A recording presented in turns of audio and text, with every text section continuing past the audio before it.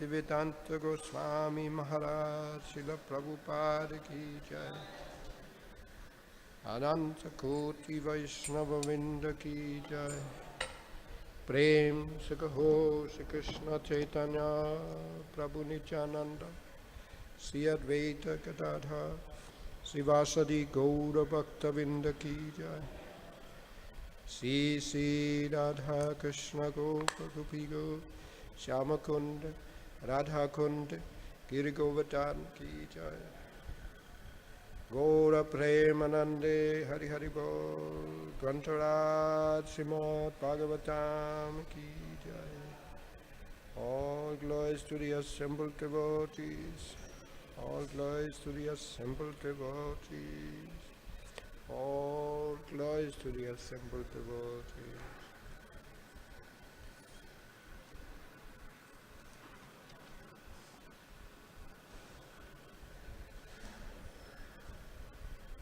Om Namo Bhagavate Vasudevaya.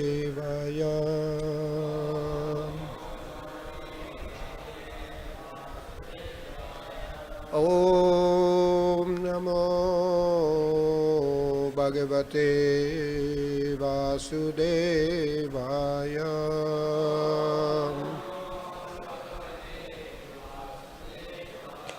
Om Namo Bhagavate Vasudevaya.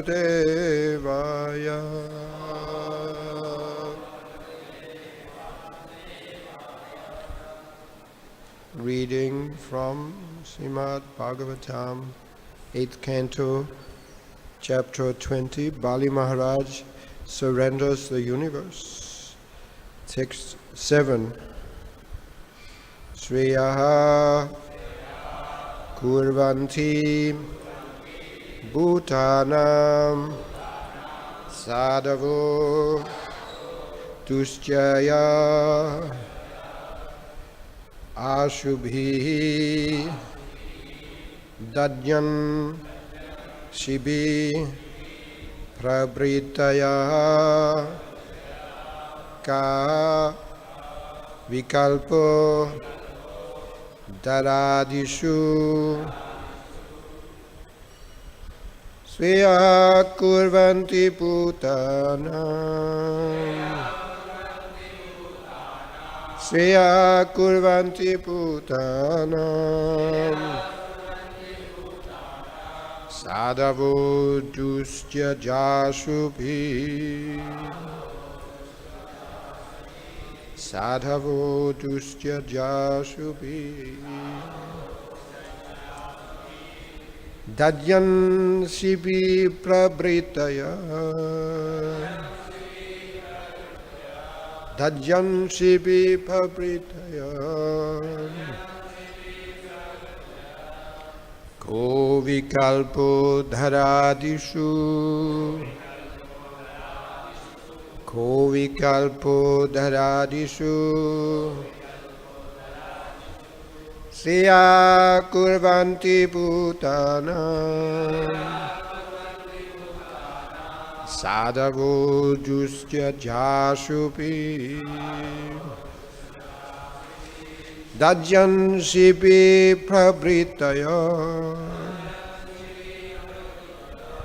Ko Vikalpo Dharadishu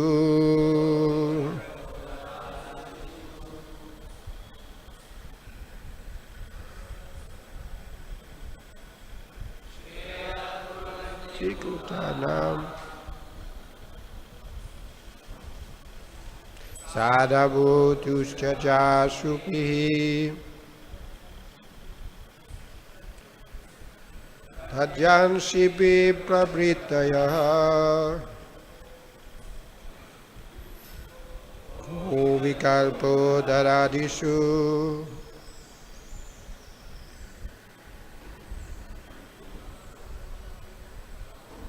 Seya Kurvanti Bhutanam Sadhavo Dustya Jasubhi Dhajyan Sipi Prabhritaya ko vikalpo tiradishu Sriya kurvanti bhutanam sadhavo dustyajashubhi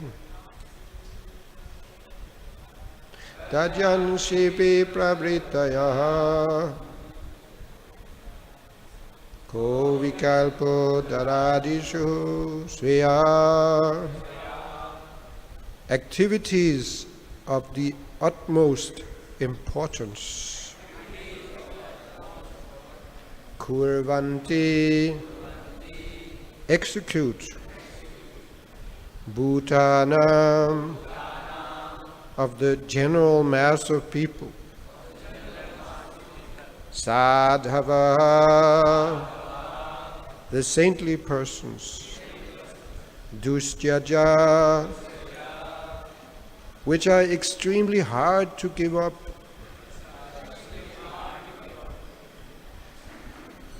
Ashubhi, by their lives. Dadyan, Maharaj Daditi. Shibi, Maharaj Shibi. Prabhritayaha, and similar great personalities. Kaha, what? Vikalpaha, consideration. Dara adishu, in giving the land to the Brahmana. Translation. Dadichi, Shibi, and many other great personalities were willing to sacrifice even their lives for the benefit of the people in general. This is the evidence of history. So why not give up this insignificant land? What is the serious consideration against it? Purport by Srila Prabhupada. Bali Maharaj was prepared to give everything to Lord Vishnu.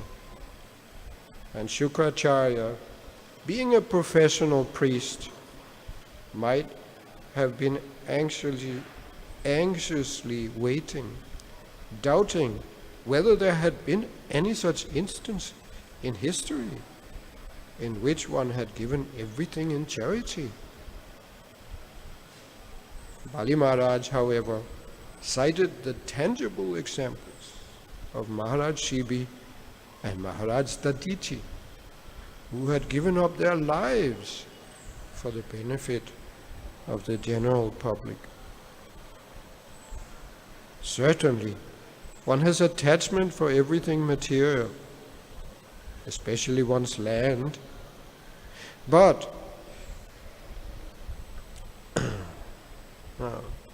land and other possessions are forcibly taken away at the time of death, as stated in Bhagavad Gita, Mityu sarva harash chaham. The Lord personally appeared to Bali Maharaj to take away everything he had. And thus, he was so fortunate that he could see the Lord face to face. Non-devotees, however, cannot see the Lord face to face. To such persons, the Lord appears as death and takes away all their possessions by force. Under the circumstances, why should we not part with our possessions and deliver them to Lord Vishnu for his satisfaction? Sri Chanakya Pandit says in this regard, Sannimitte varam chago vinashe niyate sati Janaka Sloka 36. Since our money and possessions do not last, but will somehow or other be taken away, as long as they are in our possession, it is better to use them for charity to a noble cause. Therefore, Bali Maharaj defied the order of his so-called spiritual master.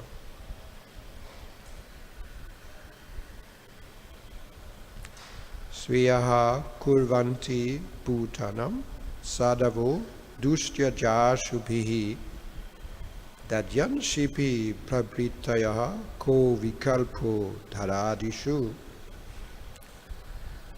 Dadichi, Sibi, and many other great personalities were willing to sacrifice even their lives for the benefit of people in general.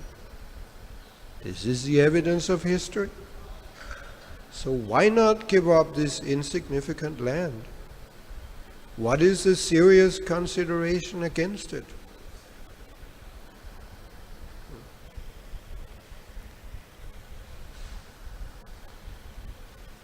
So this is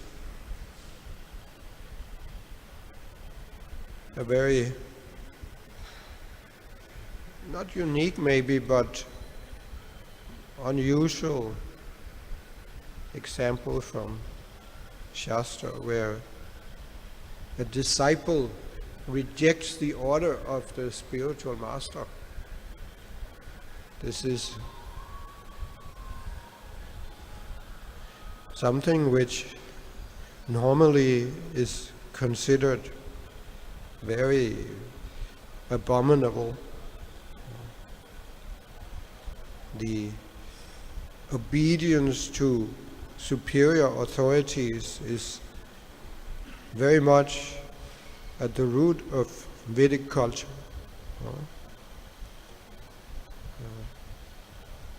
But we have to not lose sight of who is the ultimate authority. Krishna says, why is it that we are following our authority, our immediate authority? Because Krishna is telling us. Krishna says somewhere in, I forgot, some Purana, that he who says that he's my servant, he's not my servant. But he who accepts himself as the servant of my servant, he is my servant.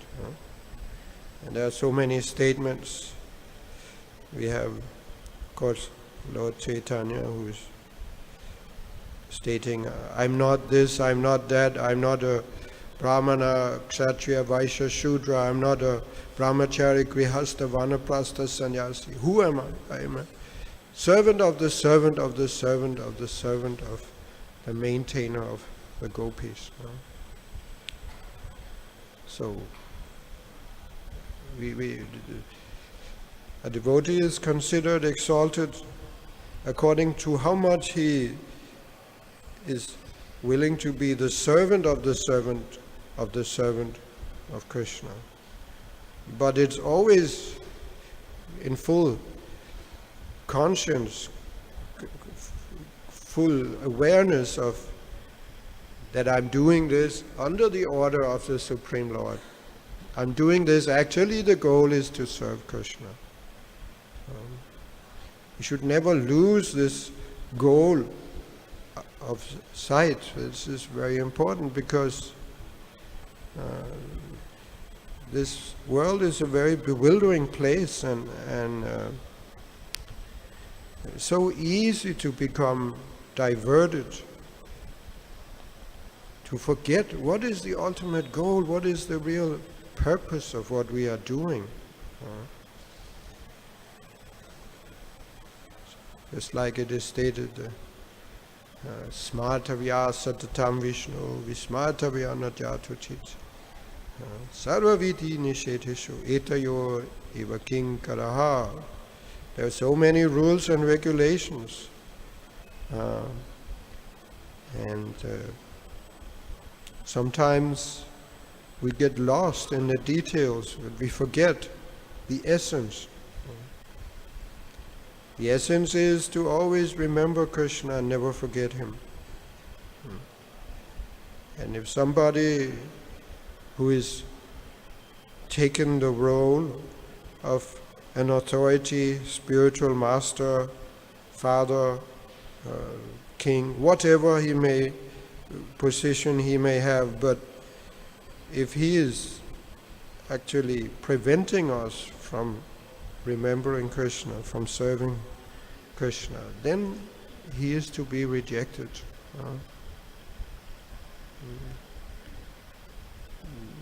And such situations, they do arise. We have seen this in our lives too. We don't like to speak about this, but it is a fact. So many authorities, even our movement, so many spiritual masters, so many, not so many as maybe it shouldn't be so negative, but it has happened in several cases. They have left. It happened to me too.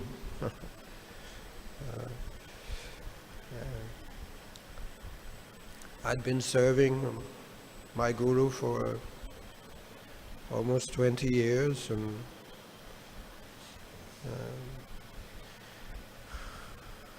I was happy serving him. I have no regrets. I don't feel that I was cheated in any way, because as long as he was actually functioning in his role as a representative of Srila Prabhupada, of the disciplic succession, everything was okay. But I could see, though, in retrospect, that something was not quite right. At least it was developing in a direction which was, I could see that there was something that wasn't as it should be. I couldn't really pinpoint it, or maybe I was afraid to pinpoint what is actually the problem here. That it was really a problem with him, with my guru.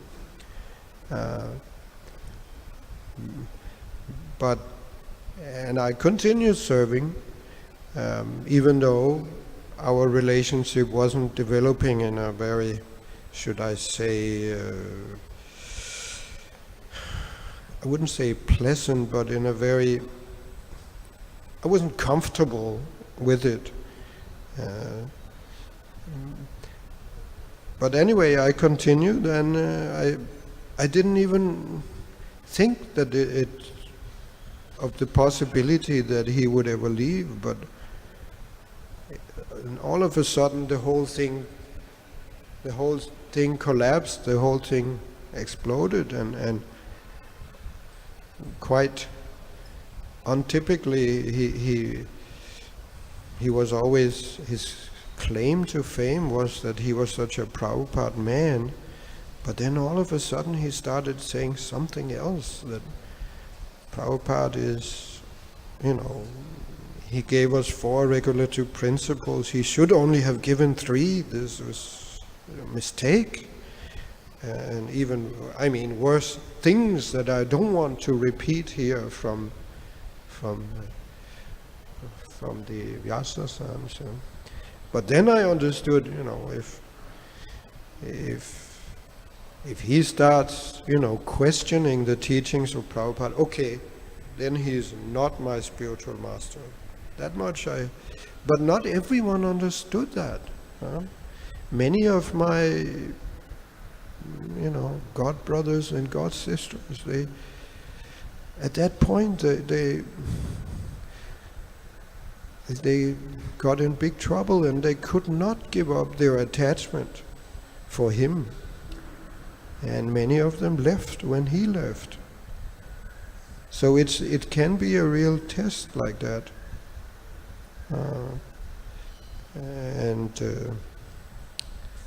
When such things happen, then I guess that's the real. Then it's really seen, have we understood the philosophy, or are we ruled by sentiment? Everyone, people who are leaders, who are physically present, our guru, it's natural tendency that we become more attached to them than to Srila Prabhupada, and what to speak of Krishna. Most of us, we have not met Srila Prabhupada. Hopefully we have met him in the form of his teachings. Hopefully we are studying his books and hearing his lectures very deeply, and in this way connecting ourselves. But the tendency is to become more attached to somebody who is actually visible to us, who is interacting with us in a tangible way. But we have to be careful. We have to always remember what is it really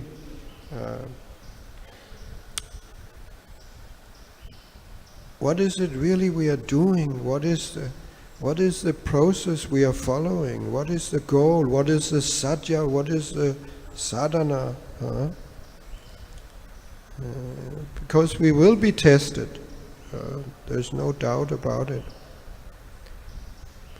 So anyway, here, Bali Maharaj, he is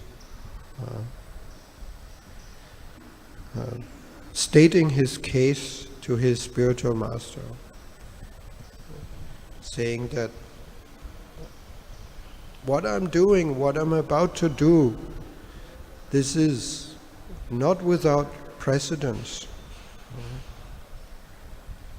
I'm going to give everything to Vamandev, even if he's going to cheat me. He's asking only for 3 steps with his little feet. He's just in the shape of a dwarf. And even if it is true what you are saying, Shukracharya, my guru, that he's going to take everything away on the pretense of asking only 3 steps of land, I should still agree. This is so many people in the history, they have become great by giving everything for a higher cause. And what could be a higher cause than for the service of the Lord? If Vamandev personally comes before me and takes everything away, it's a blessing. I should consider myself so fortunate to have this chance to be cheated by Krishna. Everything Krishna does is good. That is the attitude of a devotee. His only desire is to please Krishna. Somehow he wants to see Krishna happy. And even if it means I have to suffer, even if it means I have to give up everything, I don't mind. Aslishyava padaratam pinastamam adarshanam mamahatam karotuva yata tata va vidadatulam pato matprananatastu sevana paraha.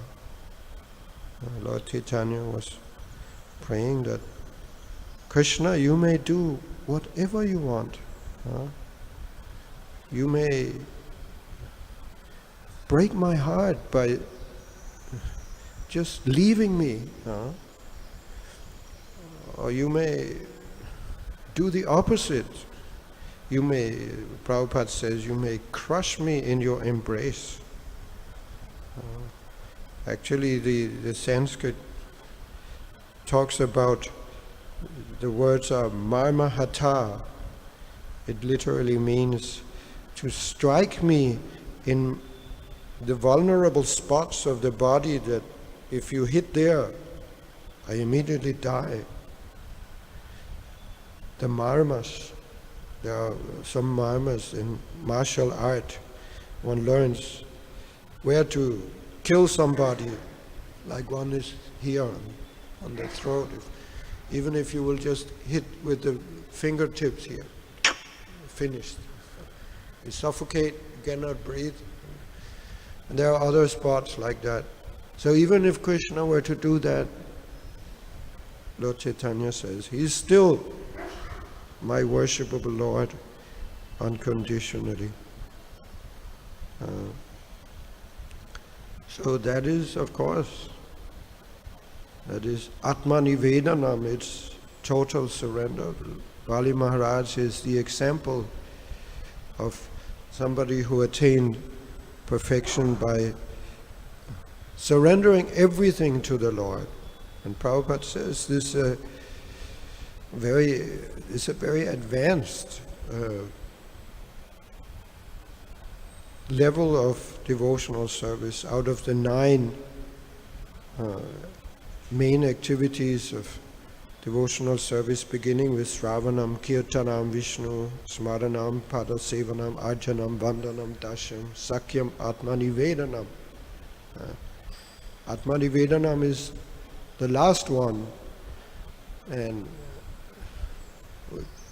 is considered the most advanced, actually, because it's not easy to do. But as pointed out here, the fact is that we are going to have to surrender everything. At the time of death, everything will be taken away anyway. And death may happen today or in 50 years. It will happen. It's only a question of when. And in scale of eternal time, even if we can live another 50 years, it's not a long time. So if everything is going to be taken away, so if we really accept that, which is of course also difficult, like Maharaj Yudhishthira said that this is the most wonderful thing in this world, that we see death is everywhere around us, but somehow or another we think, no, I will not die. It is completely irrational, but we cannot face, most people, they cannot face the fact that I'm going to die. But if we do actually deeply consider this reality of life, then the conclusion has to be that if I'm going to die and I'm going to have to give up everything, then why not? If I get the chance to do it for some higher, if I get the chance to attain the mercy of the Lord or attain eternal fame by giving up everything, by dying even, then why not do it? I have to die, so why not take advantage and make a virtue out of necessity? Actually, even the demons, they are concerned about their reputation. Many examples. I'll tell you one example from modern history. I'm sure everybody has heard about the Nobel Prize, but I think not many people, they know how the history behind the Nobel Prize, how it was this most prestigious, the oldest actually prize, and how it came to be instituted. There was, of course, one Swedish industrialist, Alfred Nobel, it's pronounced in Swedish, and he is of course famous as the inventor of dynamite.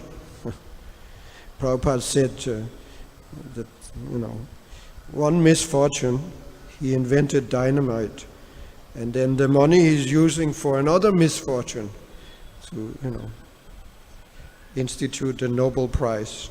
But what happened really was that he didn't only invent dynamite, he was actually a very big industrialist, and in the field of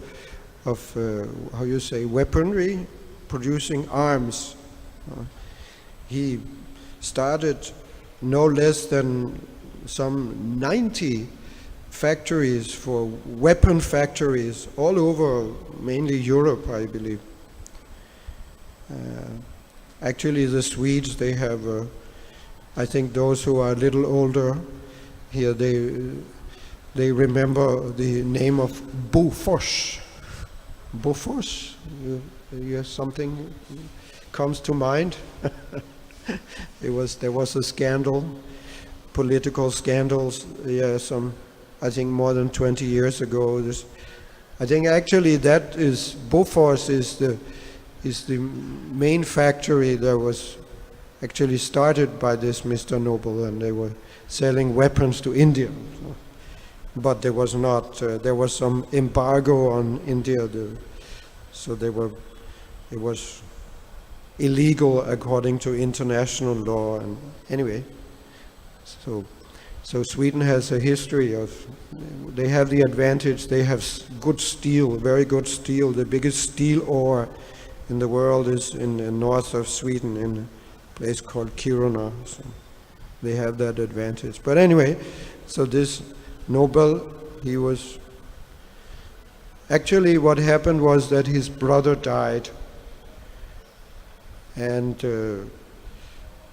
there was one Italian newspaper, I believe it was, they misunderstood, they mistook that he died.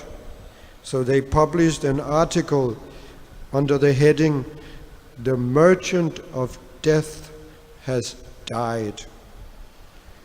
So when Alfred Nobel, he saw this, he became alarmed.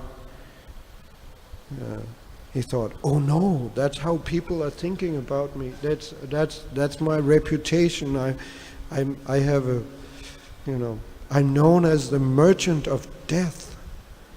That's not very nice. I don't want to be remembered like that."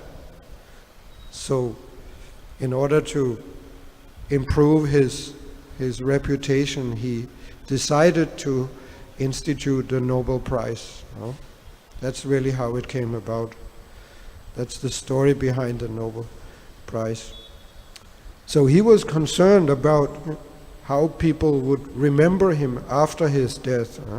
Why? Actually, one may question why. He was a demon. He wasn't, supposedly when I die everything is finished.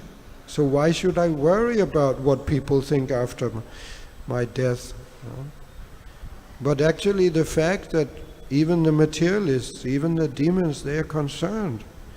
It means actually that somehow somewhere deep inside they understand I'm not finished. At the time of death, it's not that everything is over. And it's important how people think about me. It's important to even Vasudeva, when Kamsa was going to kill his own sister, Devaki, when it was announced that her 8th child would be the cause of his death, to stop him, to bring him to his senses, Vasudeva was preaching to him, if you do this, people will condemn you even after your death. Is that really what you want? And of course it didn't convince Kamsa. It was an argument. He only agreed to stop when Vasudeva made a deal with him. He said, okay, if you think, if you are so concerned about, the 8th child of my wife, my newly married wife, that he will kill you, then I will bring them before you, and you can do what you want with the children. It's not Devaki, it's not your sister is going to kill you, it's her children, and who knows? There may or may not be children. So why you are willing to commit such an heinous act, just because some voice is there. And that is the amazing thing, that Kamsa actually believed him. He was such a righteous person, he had such a high reputation that even a demon like Kamsa, who was himself completely dishonest, but he believed Vasudeva's word. And Vasudeva broke it. He brought all the other children, one after another, and Kamsa killed him. But when Krishna was born, he didn't bring. Anyway, that's a long story. But the point is that we should use this life for something worthwhile. To be overly attached to things, to this body, to our possessions, to all the things that we are surrounded with, it's actually very pathetic. A great person is a person who understands at least the reality of life. That everything in this world is temporary, and the only thing that is really worth to endeavor for, to sacrifice for, is our eternal soul, our relationship with Krishna. If we can attain the supreme destination in life, we should be ready to do anything.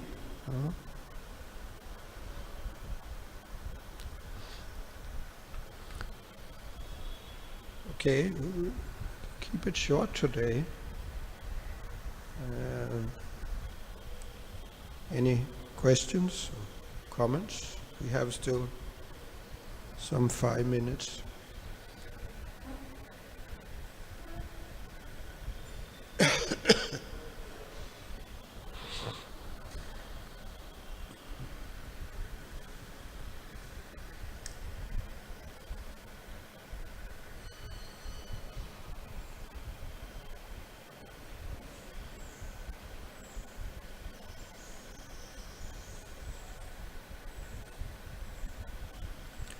Okay, so we end here. Hare Krishna.